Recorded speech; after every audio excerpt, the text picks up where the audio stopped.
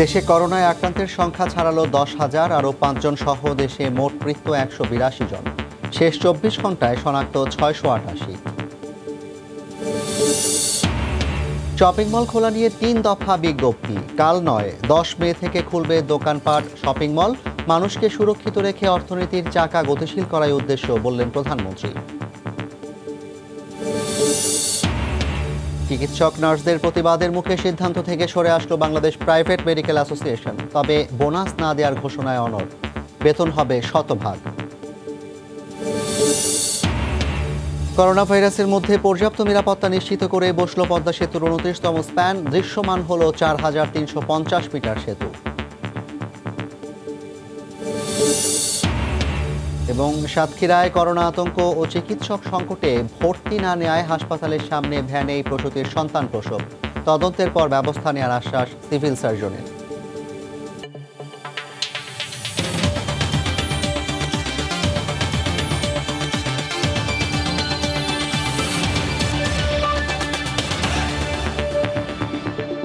দেখছিলেন শিরোনাম। জনপদের সময়ের সঙ্গে আছি আমি জাফর সাদিক। দেশে করোনা আক্রান্তের সংখ্যা 10,000 ছাড়ালো।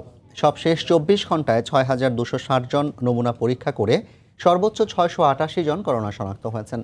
এদিন মৃত্যুর তালিকায় যোগ হয়েছে আরও 5 জন। এ নিয়ে মোট মৃত্যু সংখ্যা দাঁড়ালো 182 জনে। দুপুরে স্বাস্থ্য অধিদপ্তরের অনলাইন বুলেটিনে এ তথ্য জানানো হয়। স্বাস্থ্যবিধি না মানলে আক্রান্তের হার আরও বাড়বে বলে আবারও সতর্ক করেছেন স্বাস্থ্য অধিদপ্তরের কর্মকর্তারা। মে মাসে করোনা আক্রান্তের সংখ্যা নির্ণয়ের পারদ এখনও ঊর্ধ্বমুখী। সোমবার দুপুরে স্বাস্থ্য অধিদপ্তরের অনলাইন ব্রিফিংয়ে দেয়া হলো 58তম দিনের আক্রান্ত ও মৃত্যুর পরিসংখ্যান। দেশের 33টি ল্যাবে 6,260 জনের নমুনা পরীক্ষা করে এদিন স্বাস্থ্য অধিদপ্তর জানায় সবশেষ 24 ঘন্টায় 688 জনের করোনা আক্রান্ত পাওয়া গেছে। এ নিয়ে মোট আক্রান্তের সংখ্যা দাঁড়ালো 10,143। এদিন মৃত্যুর তালিকায় যোগ হয়েছে আরও 5 জন পুরুষ। তাদের মধ্যে 3 জন ঢাকার, 1 জন করে সিলেট ও ময়মনসিংহের। সুস্থ হয়েছেন 147 জন। পরীক্ষা করেছি 6,260। এটা গত দিনের চেয়ে 16.61% বেশি। এ পর্যন্ত নমুনা সংগৃহীত হয়েছে 87,694টি। এর মধ্যে গত 24 ঘন্টায় শনাক্ত হয়েছে 688 জন।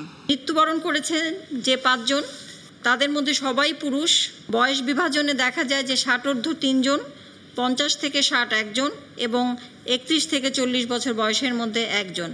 স্বাস্থ্যবিধি না মানলে আক্রান্তের সংখ্যা আরও বাড়বে বলে আবারও সতর্ক করা হয় ব্রিফিংয়ে। দৈনন্দিন কাজগুলো সহজ করা যায় সেইভাবে আপনারা কোয়ারেন্টাইন এবং আইসোলেশনের নিয়ম মেনে সেভাবে করবেন। আক্রান্ত ব্যক্তিদের কেউ হেয় করবেন না, সামাজিকভাবে হেয় করবেন না, কারণ আমরা প্রত্যেক দিনই দেখছি যে আমাদের আক্রান্তের সংখ্যা বেড়ে যাচ্ছে। আমরা যদি এই সাবধানতাগুলো না মানি তাহলে আমরা যে কেউই যে কোনো সময় আক্রান্ত হয়ে যেতে পারি। হোম কোয়ারেন্টাইন ও আইসোলেশনে যারা আছেন তাদের প্রতি আরও মানবিক হতে পরিবারের অন্য সদস্যদের প্রতি আহ্বান জানিয়েছেন স্বাস্থ্য অধিদপ্তর। আফজাল হোসেন, সময় সংবাদ, ঢাকা।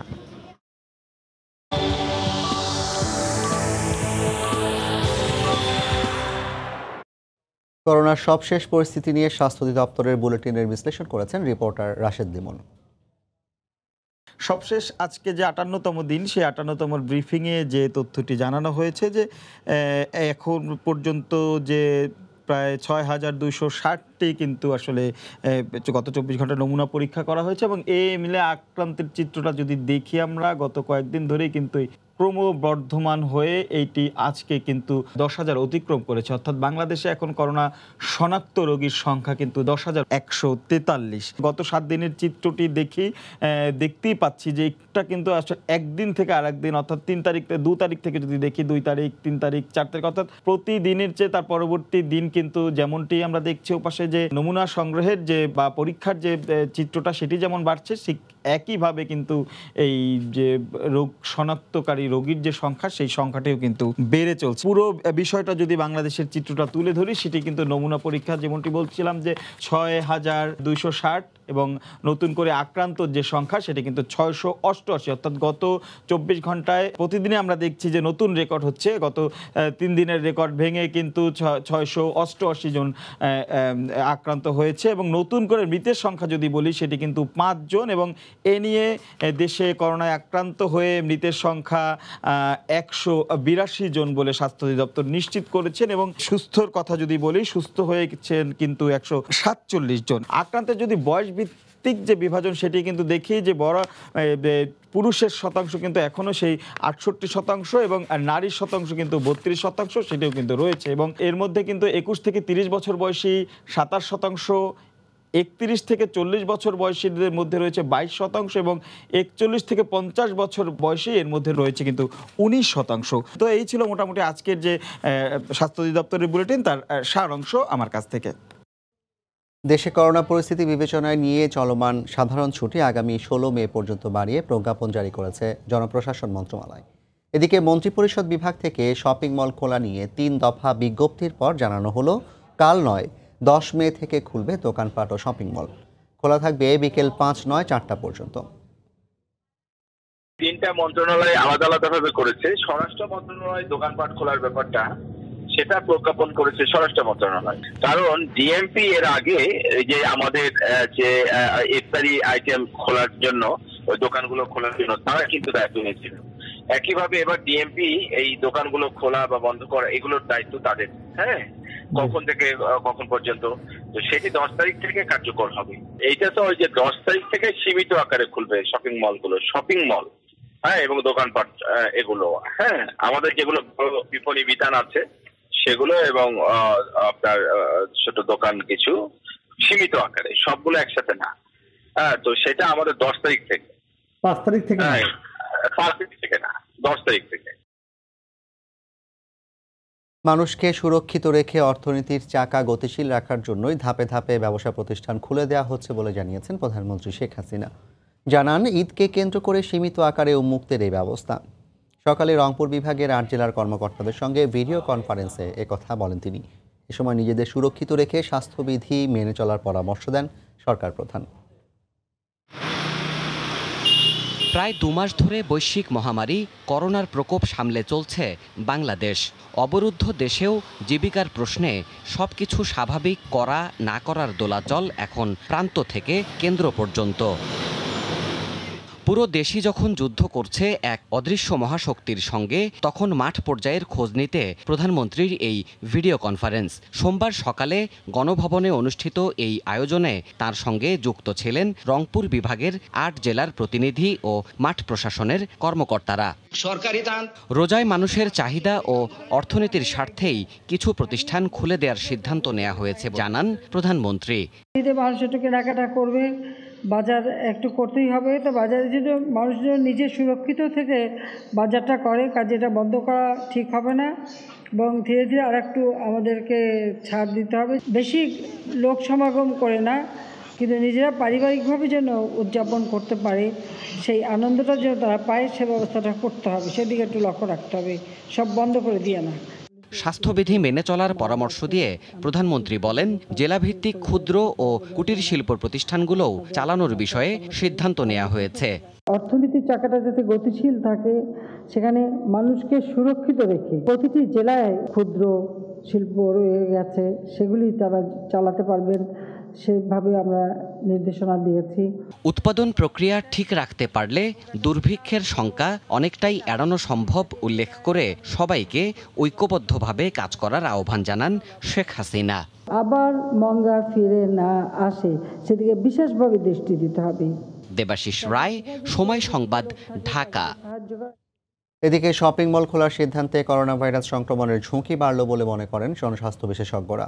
সময় সংবাদকে দেয়া এক সাক্ষাৎকারে ডক্টর বেনজির আহমেদ বলেন, শপিং মল খোলার সিদ্ধান্তে উপসর্গহীন রোগীদের মাধ্যমে সংক্রমণ বাড়ার আশঙ্কা তৈরি হয়েছে। গার্মেন্টসগুলো খুলে দেয়া, সেকেন্ড হলো যে রেস্টুরেন্টগুলো ইফতারের জন্য সীমিত সময় খোলা, থার্ড হলো এখন আমাদের এই দোকানগুলো খোলা। তাহলে এটা লকডাউনকে ক্রমান্বয়ে প্রত্যাহারের একটা অবস্থা। তো এখন স্বাভাবিক কারণে মানুষের চলাচল বাড়বে এবং বাংলাদেশে যেহেতু অ্যাসিমটোমেটিক বা উপসর্গহীন রোগী আছে, সুতরাং তারা তো নিজেও জানে না যে তারা আক্রান্ত, সুতরাং তারা ছড়াতে থাকবে। সুতরাং এটা ঝুঁকি বৃদ্ধিতে একটা উপাদান হিসেবে কাজ করবে। জনপদের সময় আরও থাকছে। চট্টগ্রামের হালদা নদী থেকে এবার প্রচুর মা মাছের ডিম সংগ্রহের আশা। লকডাউনে দূষণ কমায় অনুকূল পরিবেশ সৃষ্টি, বলছেন গবেষকরা। সংগ্রহকারীদের তালিকা প্রস্তুত।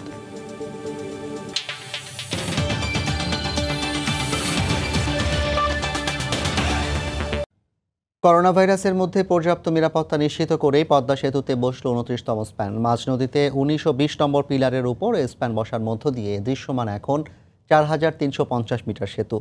কাজের গতি কম হলেও এ সময়ে অব্যাহত রাখতে পারাটাকেই সাফল্য হিসেবে দেখছেন প্রকল্প পরিচালক। সাইফুল ইসলামের ছবিতে বিস্তারিত জানাচ্ছেন এহসান জুয়েল। সবগুলো পিলার হয়ে যাওয়ার পর পরিকল্পনা ছিল মাসে 3টি করে স্প্যান বসানোর। করোনা ভাইরাসের প্রাদুর্ভাবের পর কাজে নামে ধীর গতি। সীমিত পরিসরে কাজ চলায় মাসে 2টি করে স্প্যান বসানোর পরিকল্পনা নেওয়া হয়। মার্চ মাসে সেটি সম্ভব হলেও এপ্রিল মাসে বসানো গেছে মাত্র 1টি। রোববার সকালে মাওয়ার কুমারভোগ ইয়ার্ড থেকে নির্ধারিত পিলারের কাছে স্প্যান নিতে সময় লাগে 1.5 ঘন্টা। এই সময় ঝড়ো বাতাসের কারণে কাজ স্থগিত করা হয়। স্প্যানবাহী ক্রেনটি 2 পারে নোঙর করতে কাজ করেন অর্ধশত শ্রমিক ও কর্মকর্তা। এর মধ্যে 35 জন বাংলাদেশি এবং 15 জন চীনের নাগরিক। এর আগে 28তম স্প্যানটি বসানো হয়েছিল 20 ও 21 নম্বর পিলারে। এবার মাঝ নদীতে তার পাশে যোগ হলো 29তম স্প্যান। মূলত 2টি কারণে কাজের গতি কমে এসেছে বলে জানান প্রকল্প পরিচালক। স্প্যান আমরা যেই হারে বসানোর কথা ছিল, যে অগ্রগতি ছিল, আমরা জুলাইয়ের মধ্যে শেষ করব, সেটা আমরা পারি নাই। 2টা কারণ। একটা হলো চায়না যে ফ্যাক্টরি ছিল আমাদের যেখানে স্প্যানগুলো তৈরি হয়, সেখানে আমাদের চায়নাতে যখন করোনা ভাইরাস হয় তখন ওখানের কাজ বন্ধ ছিল। আবার যখন বাংলাদেশে আসছে, এখানেও আমাদের অনেক শ্রমিক এবং কিছু কনসালটেন্ট ডিমোবিলাইজ হয়ে যাওয়াতে আমরা অগ্রগতি কিছুটা ব্যাহত হয়েছে। সেতুর মোট 41টি স্প্যানের মধ্যে বাকি আছে আর 12টি। এর মধ্যে মাওয়ার ইয়ার্ডে আছে 10টি। বাকি 2টির যন্ত্রাংশ চীন থেকে 10 মে বাংলাদেশের উদ্দেশ্যে রওনা হবে। করোনা ভাইরাসের এই দুঃসময়েও কাজ এগিয়ে চলছে দেশের মেগা প্রকল্প পদ্মা সেতু। 29তম স্প্যান বসানো, সেখানে এক ধাপ অগ্রগতি। 30তম স্প্যানটি বসানো হবে মাওয়াপাড়ে মে মাসের শেষ সপ্তাহে। তবে লম্বা সময় ধরে এই অবস্থা চলতে থাকলে কাজের গতি কতটা ধরে রাখা সম্ভব হবে তা নিয়ে আশঙ্কা আছে প্রকল্প কর্তৃপক্ষের। এহসান জুয়েল, সময় সংবাদ, মুন্সিগঞ্জ। দেখছেন জনপদের সময়, সঙ্গেই থাকুন। চিকিৎসক নার্সদের প্রতিবাদের মুখে বোনাস বন্ধ ও অর্ধেক বেতন দেওয়ার ঘোষণা থেকে সরে আসলো বাংলাদেশ প্রাইভেট মেডিকেল অ্যাসোসিয়েশন। দুপুরে এই সিদ্ধান্তের কথা জানানো হয়। তবে কোভিড যুদ্ধের অগ্রপথিকদের বেতন বোনাস দিতে কেন এত টালবাহানা, এমন প্রশ্ন তুলে ক্ষোভ জানিয়েছেন চিকিৎসক নেতারা। এদিকে বিপিএমসিএ কর্তৃপক্ষ বিদ্যমান পরিস্থিতিতে চরম আর্থিক সংকটের অজুহাত দেখিয়ে দাবি জানিয়েছেন প্রণোদনার। সিদ্ধান্ত নেয়ার 20 ঘন্টার মাথায় আবারও তা পরিবর্তন করল বেসরকারি মেডিকেল কলেজ অ্যাসোসিয়েশন বিপিএমসিএ। রোববার এক বিজ্ঞপ্তিতে সংগঠনের পক্ষ থেকে বলা হয়, আসছে ঈদে উৎসব ভাতা পাবে না চিকিৎসক কর্মচারীরা। আর 24 ঘন্টার দায়িত্ব পালন করেনি এমন চিকিৎসকদের বেতন কর্তন হবে 40%। তবে বিভিন্ন মহলের সমালোচনার মুখে সোমবার সংগঠনের পক্ষে জানানো হয়, শতভাগ বেতন পাবেন চিকিৎসকরা। সেক্ষেত্রে উৎসব ভাতার বিষয়ে আগের সিদ্ধান্তেই তারা যে বিজ্ঞপ্তি দেওয়া হয়েছিল তা মানবিক কারণে প্রত্যাহার করা হয়। 60% যেটা, তাও তো একটা পোর্শন। ওই পোর্শন আমরা চিন্তা করে দেখছি 10 to 20% হয়, ঠিক আছে, তাইলে তাদেরকে দেয়। মানে বোনাসের ব্যাপারে, বোনাস তো এখন প্রশ্নই উঠে না। কোভিড মহামারীর বিরুদ্ধে যখন লড়ছে পুরো বিশ্ব, তখন এই লড়াইয়ের অগ্রসেনানী চিকিৎসক সহ সকল স্বাস্থ্যকর্মীদের নিয়ে এমন টালবাহানায় ক্ষোভে ফেটে পড়েন করোনা যুদ্ধের এই অগ্রপথিকরা। এটা তো তামাশা না। চিকিৎসক, আপনার স্বাস্থ্যকর্মী যারা তারা কাজ করে যাচ্ছেন, তাদের ন্যায্য পাওনাটা তাদেরকে দিতে হবে। এটা নিয়ে কোনো কম্প্রোমাইজ নাই। এই ধরনের একটি বিবৃতি এবং বিজ্ঞপ্তি অত্যন্ত মানবতা বিরোধী এবং মর্মস্পর্শী।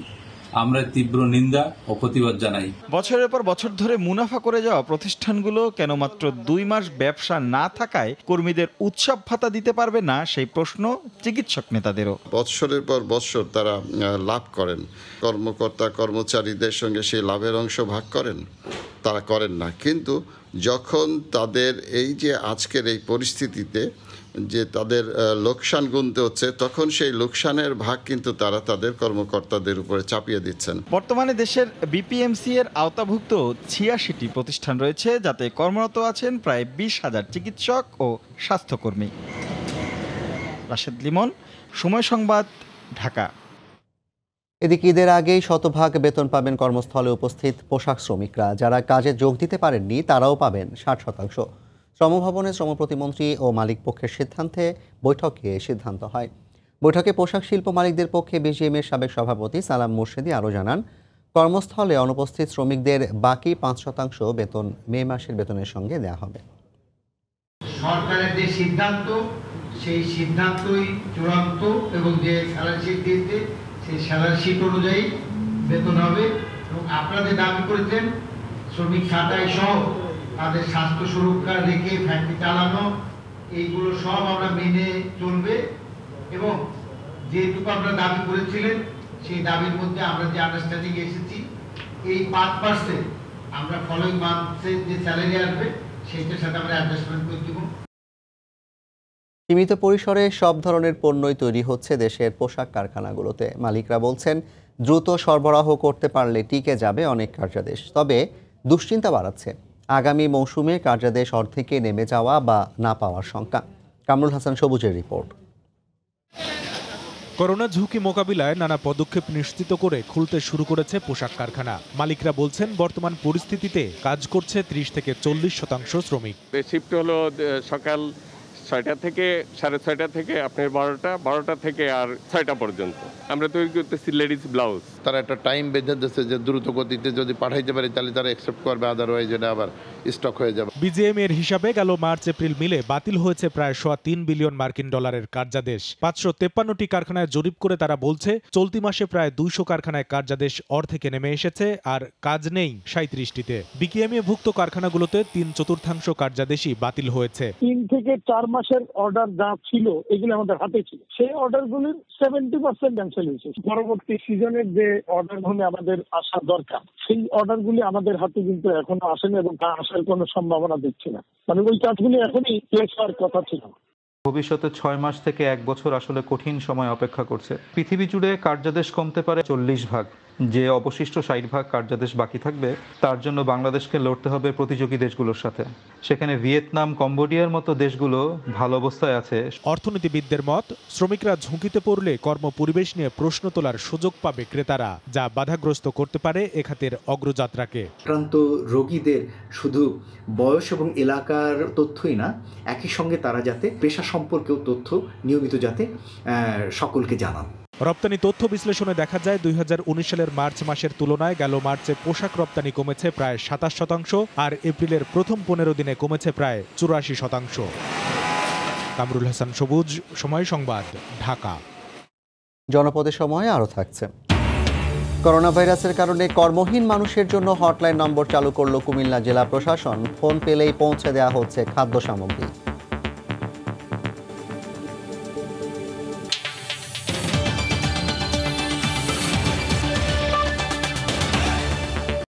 সাতক্ষীরায় করোনা আতঙ্কে কোথাও ভর্তি না নেওয়ায় অবশেষে সদর হাসপাতালের জরুরি বিভাগের সামনে সন্তান প্রসব করলেন এক মা। গ্রাম্যধাত্রীর সহায়তায় ভ্যানের ওপরই জন্ম দেন ফুটফুটে এক শিশু। নবজাতক ও মা দুজনেই সুস্থ আছেন। এদিকে হাসপাতালে ভর্তি না নেওয়ার অভিযোগ তদন্ত করে ব্যবস্থা নেওয়া হবে বলে জানান সিভিল সার্জন। সাতক্ষীরা থেকে মমতাজ আহমেদ বাপির পাঠানো তথ্য ছবি নিয়ে রিপোর্ট।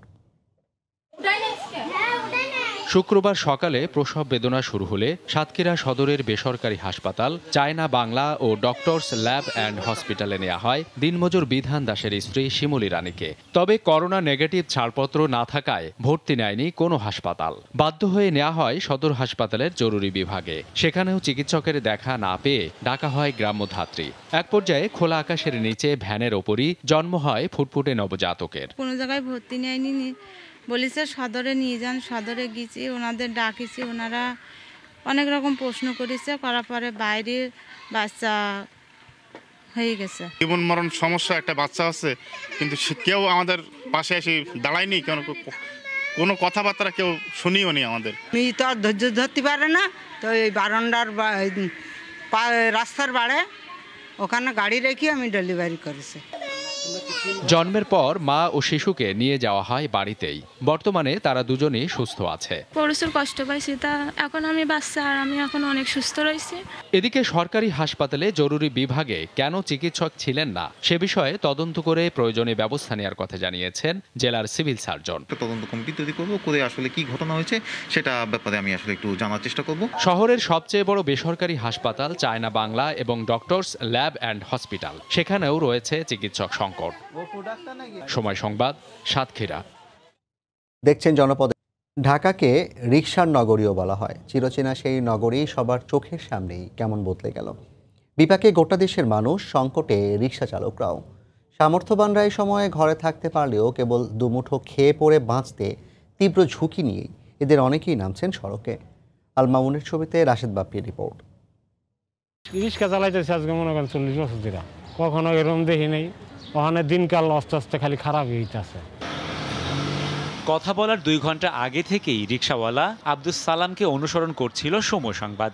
গ্রীষ্মের তপ্ত রোদ উপেক্ষা করে ধানমন্ডির নানা অলিগলি ঘুরে তখনও জোটেনি কোনো যাত্রী। 6 সদস্যের সংসারে স্বাচ্ছন্দ্য না থাকলেও ছিল না খুব একটা টানাপোড়েন। কিন্তু মহামারী করোনা স্বাবলম্বী এই মানুষটিকে করেছে অন্যের মুখাপেক্ষী। আঙ্কেল আঙ্কেল ডাকলে বা সেরা ইশারা দেয়, ইশারা দিলে কিছু পয়সা ফেলায়, এই পয়সাটা নিয়ে মনে করেন পোলাবাইনটা খাওয়াই।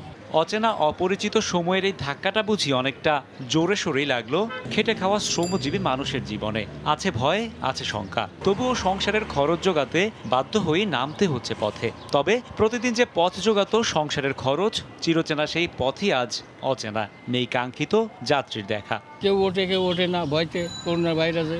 ভাড়া তেমন একটা না, এই দেখেন 9টার দিকে বাইরে এসে 60 টাকা পকেটে, আর নাইলে 50-100 টাকায় ভাড়া মারলাম। কেমনে চলে? 5-6 জন মানুষ খাইয়ে। কেউ কেউ বাইরে বেরিয়ে এলেও গ্যারেজে অলস পড়ে থাকা 3 চাকার বাহনগুলোর মতোই থমকে গেছে বেশিরভাগের ভাগ্য। জুটছে না 3 বেলা আহার, নেই বিকল্প উপার্জনের পথ। আমরা রাস্তাঘাটে গাড়ি ঘোড়া বার করতে পারছি না। পুলিশে ওই গদি নিয়ে যায় এবং ওই গাড়ি উল্টে দেয়, উল্টে দিয়ে আবার হাওয়া ছাড়ি দেয়। ক্ষুধার রাজ্যে পৃথিবী গদ্যময়, ছন্দহীন, বিবর্ণ।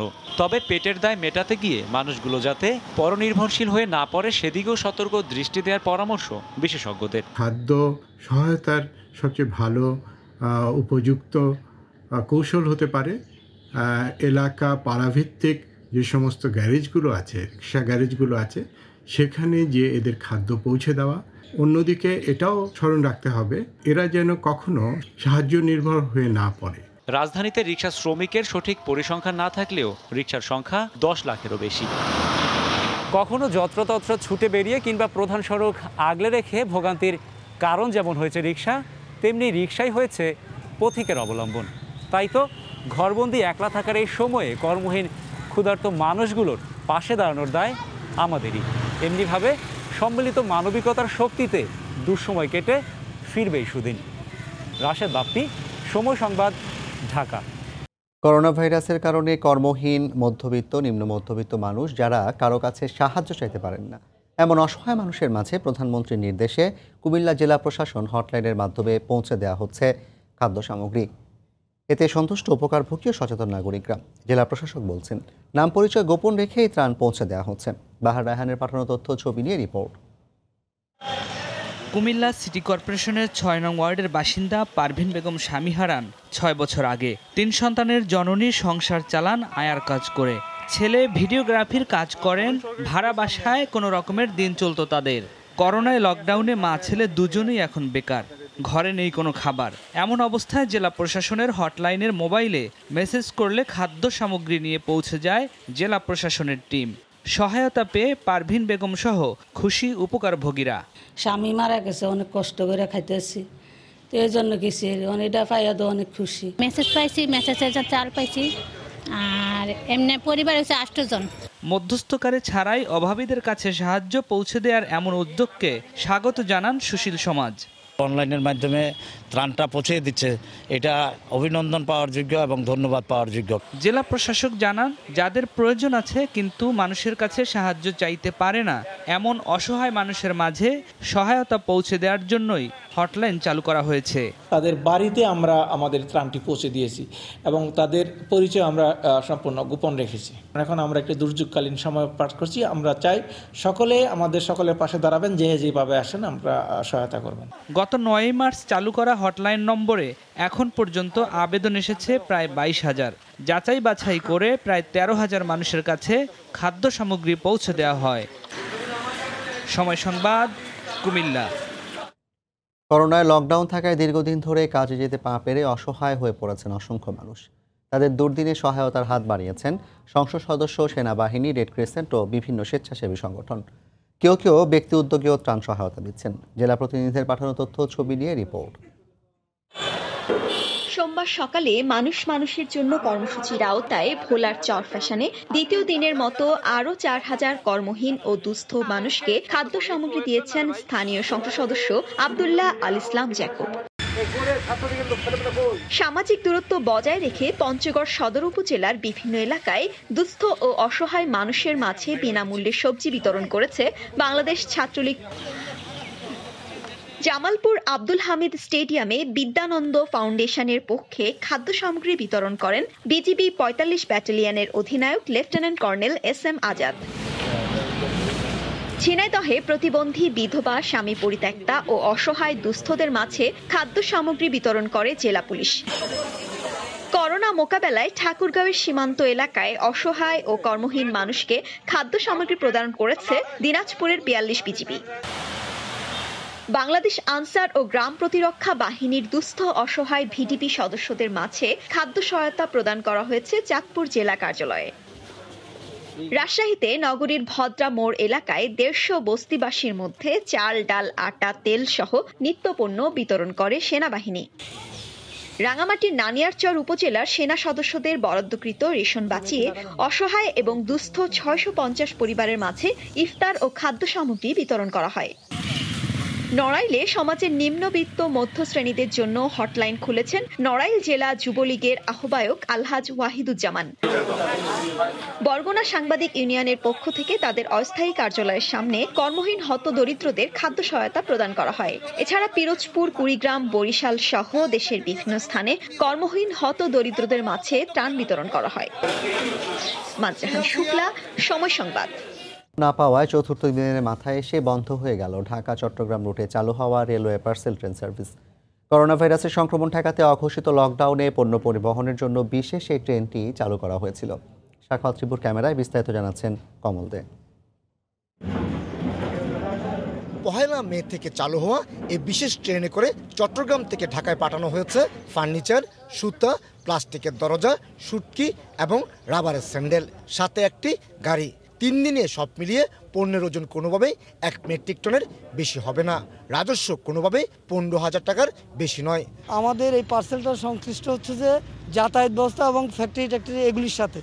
তো এগুলোতে মালামাল এই 3 দিন ধরে না হওয়াতে এটা ঊর্ধ্বতন মহল ক্যান্সেল করছে বলে আমার মনে হয় আর কি। বন্দরনগরী চট্টগ্রাম থেকে রাজধানী ঢাকা রেলপথের দূরত্ব 346 কিলোমিটার। আর এই দূরত্বে প্রতি কেজি পণ্য পাঠাতে খরচ হয় মাত্র 2 টাকা 30 পয়সা। করোনা ভাইরাসের এই দুঃসময়ে এসে ব্যবসায়ীরা এই সুযোগকে কাজে লাগাতে পারল না। মূলত করোনা ভাইরাস সংক্রমণ ঠেকানোর অংশ হিসেবে যোগাযোগ ব্যবস্থা বন্ধ থাকায় কৃষিজাত পণ্য পরিবহনে চালু করা হয়েছিল পার্সেল ট্রেনটি। তো মালামাল পরিবহন না হওয়ার কারণে আমরা আজকে থেকে এই পরিবহন ট্রেনটা আপাতত বন্ধ আছে। যদি ভবিষ্যতে আবার মালামালের চাহিদা বৃদ্ধি পায় আমরা আবার চালুর চিন্তা ভাবনা করবো আশা করি। 5টি বগি নিয়েই ট্রেনটি চলছিল, যেখানে দায়িত্ব পালন করছিলেন 10 জনের বেশি কর্মচারী। কমল দে, সময় সংবাদ, চট্টগ্রাম। প্রাকৃতিক মৎস্য প্রজনন কেন্দ্র চট্টগ্রাম এর হালদা নদী থেকে এবার প্রচুর মাছের ডিম সংগ্রহের আশা করছেন ডিম সংগ্রহকারীরা। লকডাউনের কারণে কারখানা ও শিল্প প্রতিষ্ঠান বন্ধ থাকায় দূষণ কমায় ডিম ছাড়ার অনুকূল পরিবেশ সৃষ্টি হয়েছে বলে জানান গবেষকরা। আর পরিকল্পিত উপায়ে ডিম সংগ্রহের লক্ষ্যে প্রথমবারের মতো 300 ডিম সংগ্রহকারীদের তালিকা প্রস্তুত করেছে স্থানীয় প্রশাসন। আশরাফুল আলম মামুনের ক্যামেরায় বিস্তারিত জানাচ্ছেন পার্থপ্রতিম বিশ্বাস। দেশের একমাত্র প্রাকৃতিক মৎস্য প্রজনন ক্ষেত্র হালদা নদী। রুই, কাতলা, মৃগেল, কালীবাউস ও কার্প জাতীয় মাছের প্রজনন ক্ষেত্র এই নদী। প্রতি বছর এপ্রিল থেকে জুন মাসের মধ্যে পরিবেশ পরিস্থিতি অনুকূল থাকলে ডিম ছাড়ে মা মাছ। মুষলধারে বৃষ্টি, পাহাড়ি ঢল, বজ্রপাত এবং অমাবস্যা বা পূর্ণিমা ডিম ছাড়ার উপযুক্ত সময়। হালদা দূষণের প্রধান উৎস Hathazari 100 megawatt peaking power plant ও এশিয়ান পেপার মিল দীর্ঘদিন ধরে রয়েছে বন্ধ। সেই সাথে করোনা মহামারীর এই সময়ে নদী সংলগ্ন সব ধরনের কলকারখানা বন্ধ থাকায়, দূষণ কমে যাওয়া ও ড্রেজার বন্ধ থাকায় সৃষ্টি হয়েছে ডিম ছাড়ার অনুকূল পরিবেশ। সাফিসিয়েন্ট বৃষ্টিপাত হয়, সবকিছু যদি অনুকূলে থাকে তাহলে আমরা খুব ভালো একটা ফলাফল আশা করি। সঠিক উপায়ে ডিম সংগ্রহের জন্য এবারই প্রথমবারের মতো 300 ডিম সংগ্রহকারীদের তালিকা প্রস্তুত করা হয়েছে। যারা ডিম সংগ্রহকারী আছেন তারা যদি কোনো ধরনের সহায়তা আমাদের কাছে চায় তাদেরকে আমরা সহায়তা দিব। অন্যদিকে বেশি ডিম সংগ্রহের আশা নিয়ে সকল প্রস্তুতি শেষ করেছেন ডিম সংগ্রহকারীরা। আশা করছি গত বছরের তুলনায় ভালো ডিম হবে। গত বছর হালদা নদী থেকে 10,000 কেজি মাছের ডিম সংগ্রহ করা হয়েছিল। চট্টগ্রামের হালদা নদীর পাড় থেকে পার্থপ্রতিম বিশ্বাস, সময় সংবাদ। মৌলভীবাজারের হাওরে এবার ধানের বাম্পার ফলন হয়েছে। সব ফসল ঘরে ওঠাতে এখন ব্যস্ত সময় পার করছেন কৃষকরা। তবে করোনা পরিস্থিতিতে ধান বিক্রি ও উৎপাদন খরচ উঠবে কিনা তা নিয়ে চিন্তিত তারা। অবশ্য ধানের ন্যায্য দাম নিশ্চিতে কৃষকদের সব ধরনের সহায়তার আশ্বাস দিয়েছে জেলা কৃষি বিভাগ। শাহ ওলিদুর রহমানের পাঠানো তথ্য ছবি নিয়ে রিপোর্ট। থোকা থোকা সোনালী ধানের গোছা, এসব পাকা ধান কাটা, মাড়াই ও ঘরে তুলতে ব্যস্ত কৃষক। আবহাওয়া অনুকূলে থাকায় এবার মৌলভীবাজারের হাকালুকি, কাওয়াদিঘি, হাইল হাওর সহ সবকটি হাওরের 26,500 হেক্টর জমিতে ধানের বাম্পার ফলন হয়েছে। 70,000 টাকা খরচ গেছে, এই পয়সাটা উঠবো কি না তাও এই বোঝা যান না। প্রচুর টাকা খরচ মেকআপ আমরা খেত কইরা তো ধান বেচমু কি আর কর্মু কি আর মেকআপ তো ইতাম পাই না। ধানের ন্যায্য দাম যাতে প্রকৃত কৃষক পায় এজন্য তালিকা তৈরি করে প্রয়োজনীয় সহায়তার কথা জানালেন জেলা কৃষি অধিদপ্তরের এই কর্মকর্তা। পুরো ধানের সঠিক মূল্যটা পায় সেজন্য আমরা তাদের তালিকা করছি এবং আমাদের মৌলভীবাজার জেলায় কৃষি বিভাগের তথ্য মতে জেলায় এবার 53,500 হেক্টর জমিতে চাল উৎপাদনের লক্ষ্যমাত্রা ধরা হয়েছে 2,04,500 মেট্রিক টন। সময় সংবাদ, মৌলভীবাজার। সুনামগঞ্জের বিভিন্ন হাওরে 90 ভাগ জমির ধান কাটা শেষ হলেও বাকি 10 ভাগ ধান নিয়ে শঙ্কিত কৃষকেরা। খরচার হাওর সহ কয়েকটি হাওরে এখনও পাকেনি বেশ কিছু জমির ধান। কাঁচা ও আধা পাকা ধান পুরোপুরি পাকতে এখনও সময় লাগবে 10 থেকে 15 দিন। এ অবস্থায় ঝড় বৃষ্টি হলে শেষ মুহূর্তে ক্ষতির আশঙ্কা করছেন চাষিরা। তবে প্রাকৃতিক দুর্যোগ না হলে যথাসময়ে ফসল ঘরে তুলতে পারবেন বলে আশা করছেন তারা। কৃষি বিভাগের তথ্য মতে চলতি মৌসুমে সুনামগঞ্জ জেলায় 2,19,300 হেক্টর জমিতে বোরো আবাদ হয়। এর মধ্যে 1,70,000 হেক্টর জমির ধান কাটা হয়ে গেছে। অর্ধেক রয়েছে আর অর্ধেক মনে করো খাসা রয়েছে, এটা মনে করো আরো 7-8 দিনের ভিতরে মনে করো আল্লাহ দিন করতে ভালো রাখেন উঠে যাব আল্লাহ রসুলের। আমরা খুব চিন্তা আছে, খাসা ধান এটা তুলতে পারে সুন্দর করে, খুব চিন্তা আছে আমরা, এটা খুব টেনশন করে আমরা। দেখছেন জনপদের সময়। একদিকে করোনা ভীতি, অন্যদিকে পরিবারের সাথে যোগাযোগের পাশাপাশি লকডাউনের কারণে বাড়িতে থাকতে না পারে। এই অবস্থায় রামপাল তাপবিদ্যুৎ কেন্দ্রের ভারতীয় শ্রমিকরা রাস্তায় নেমে বিক্ষোভ করেন। অবশ্য তারা সাংবাদিকদের কাছে অভিযোগ করেন বেতনসহ নানা সমস্যা নিয়ে। তবে কর্তৃপক্ষের দাবি তাদের অভিযোগগুলো মিথ্যা। সোমবার দুপুরে কয়েকশো ভারতীয় শ্রমিক রামপাল বিদ্যুৎ কেন্দ্রের বাইরে রাস্তায় এসে বিভিন্ন দাবিতে বিক্ষোভ করেন। পরে অবশ্য দ্রুত আইনশৃঙ্খলা রক্ষাকারী বাহিনী শ্রমিকদের বুঝিয়ে কেন্দ্রে ফিরিয়ে নিয়ে যান। তাদের অভিযোগ লকডাউনের কারণে দীর্ঘদিন ধরে বাড়িতে যেতে পারছেন না তারা। কর্তৃপক্ষ তাদের বেতন ও অন্যান্য সুযোগ সুবিধা চুক্তি অনুযায়ী দিচ্ছে না। তবে কর্তৃপক্ষের দাবি তাদের অভিযোগ পুরোপুরি মিথ্যা। বাড়িতে যেতে না পারার হতাশা থেকে তারা এটা করেছে। আমাদের কথা হলো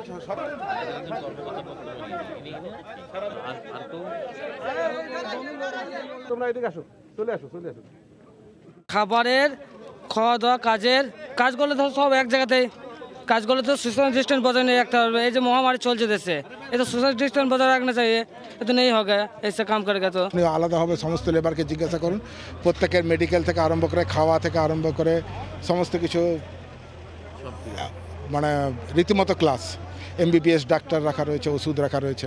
দীর্ঘদিন ধরে ওই লকডাউন অবস্থায় আছে তারা, মানে ওই লেবার ক্যাম্পে থাকে। এদিকে মানে বেডটর হওয়া যায় না, আবার ওদিকে ইন্ডিয়াতে তাদের ফ্যামিলি এই সমস্ত ওয়ার্কারদের যারা ফ্যামিলি আছে তারা এই সমস্ত বিষয় ঠিক নয় এবং তারা ইন্ডিয়া যাওয়ার জন্য অনেকদিন ধরে মানে একটা তাদের মতামত ব্যক্ত করে আসছে।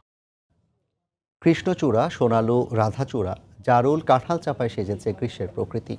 রং, রস, গন্ধ, সুরের এই রূপ উপভোগে অনুপস্থিত শুধুমাত্র মানুষ। সজীব এই প্রাণের খেলায় মাততে নগরকে দেখা যায়নি বহুদিন।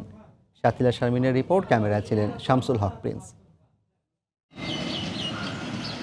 কখনো বর্ষার স্নানে স্নিগ্ধ, কখনো রোদে উজ্জ্বল। চোখ মেলে তাকালে ইট পাথরের নগরেই দেখা মিলবে তার। কোথাও মাথায় রক্তরাঙা ডালি, কোথাও বা তার কানে দুলছে সোনালি দুল। অঙ্গে সে জড়িয়েছে রং বেরঙের সাজ, নিজ খেয়ালে প্রকৃতি সাজিয়েছে নিজেকে। এই রূপের মুগ্ধতা কি কাটাতে পারে পাখি, কীট, পতঙ্গ? মনের আনন্দে গাইছে তারা নানান সুরে। বর্ণ, গন্ধ, মধুর কলতানে এ যেন এক উৎসব। শুধুমাত্র রঙেই নয়, সৌন্দর্যে এবং সুবাসেও আমাদের গ্রীষ্মের প্রকৃতি অনেক বেশি সুন্দর এবং অসাধারণ। করোনার মতো মহামারীর মুখোমুখি হয়ে প্রকৃতিকে ধ্বংস করা নগর সভ্যতা কি এবার ভাবার সময় পাবে নিজের অস্তিত্ব নিয়ে? আমরা যদি প্রকৃতিকে বিরক্ত না করি তাহলে প্রকৃতি অনেক ভালো থাকে। আমরা চাই যে এই নগরে মানুষ থাকবে, সব জায়গায় মানুষ থাকবে, কিন্তু সেটা সচেতনভাবে থাকবেন। সচেতনতা থাকলে আমরা প্রকৃতিকে ভালো রাখতে পারবো। প্রকৃতি থেকে বিচ্ছিন্ন মানুষ আবার মাথা রাখুক প্রকৃতি মাতার কোলে। নিরিবিলি শান্ত এই নগরীর চেহারা দেখে বোঝার উপায় নেই কেমন ছিল ব্যস্ত নাগরিক জীবন, কেমন ছিল সেই সময়। কিন্তু এখন যে রূপ প্রকৃতির, সেই প্রকৃতিতে বিরাজ করছে পাখির কলকাকলি, সেই প্রকৃতিতে বিরাজ করছে ফুলের নানা সৌন্দর্য। নানা রঙের ফুলের সমারোহে ভরে রয়েছে রাস্তার দুপাশ। চোখ ফেরানো ভার। শাতিলা শারমিন, সময় সংবাদ, ঢাকা। জানিয়ে দিচ্ছি জনপদের সময়ের শিরোনামগুলো। দেশে করোনায় আক্রান্তের সংখ্যা ছাড়ালো 10,000, আরও 5 জন সহ দেশে মোট মৃত্যু 182 জন। শেষ 24 ঘন্টায় শনাক্ত 688। শপিং মল খোলা নিয়ে 3 দফা বিজ্ঞপ্তি। কাল নয়, খুলবে 10 মে থেকে। মানুষকে সুরক্ষিত রেখে অর্থনীতির চাকা গতিশীল করাই উদ্দেশ্য, বললেন প্রধানমন্ত্রী। চিকিৎসক নার্সদের প্রতিবাদের মুখে সিদ্ধান্ত থেকে সরে আসলো বাংলাদেশ প্রাইভেট মেডিকেল অ্যাসোসিয়েশন। তবে বোনাস না দেওয়ার ঘোষণায় অনড়, বেতন হবে শতভাগ। করোনা ভাইরাসের মধ্যে পর্যাপ্ত নিরাপত্তা নিশ্চিত করে বসল পদ্মা সেতুর 29তম স্প্যান। দৃশ্যমান হল 4350 মিটার সেতু।